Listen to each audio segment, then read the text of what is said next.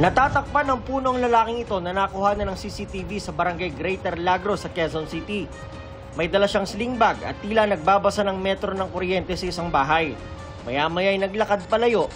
Ang lalaki, tirador pala umano ng mga kable sa lugar. Naaktuhan natin plus namomonitor na natin kasi sa CCTV yung galaw niya kaya nakuha na rin natin na nasa akto talaga. Dati rin daw kasi siyang empleyado ng subcontractor ng Meralco na nagbabasa ng mga metro ng kuryente kaya kabisado rin ang lugar. Nakuha sa suspect ang mga nanakaw na kable at plies. May nakuha rin sa kanyang mga ID na nakalagay na subcontractor siya. May nakuha rin balisong. Inamin ng suspect ang pagnanakaw. Kailangan ng panggastos sa pang-araw lang, ang pangkain. Ita-turn over ng barangay ang suspect sa mga pulis.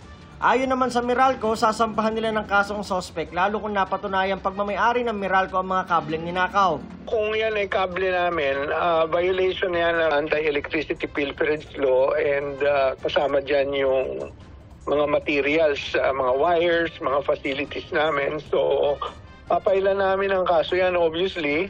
Dagdag pa ng Meralco, madali lang daw malaman kung lehitimong taga-Meralco ang katransaksyon. Dahil unang-una maayos ang uniforme niyan, no? May logo yung uniforme niyan, may ID yan. Opo. Halata mo naman more or less yung tunay na ID sa bogus. Kadalasan meron service vehicle. Opo. Kung yan ay gagawa ng trabaho. At hindi yan nag-iisa, maliban na lang siguro kung nagbabasa ng metro. Pero yung nagbabasa ng metro, halata naman hindi naman yan kukuha ng wire. Sa kaso ng suspect, may logo ng Meralco ang gamit niyang uniforme pero kupas na. Pwede raw i-report sa Meralco sakaling may ganitong kaduda-duda mga nagpapanggap na tauhan ng Meralco. Para sa GMA Integrated News, Nico Wahe, ang inyong saksi. Mga kapuso, sama-sama tayong maging saksi. Mag-subscribe sa GMA Integrated News sa YouTube at para sa mga kapuso abroad, samahan niyo kami sa GMA Pinoy TV at sa www.gmanews.tv.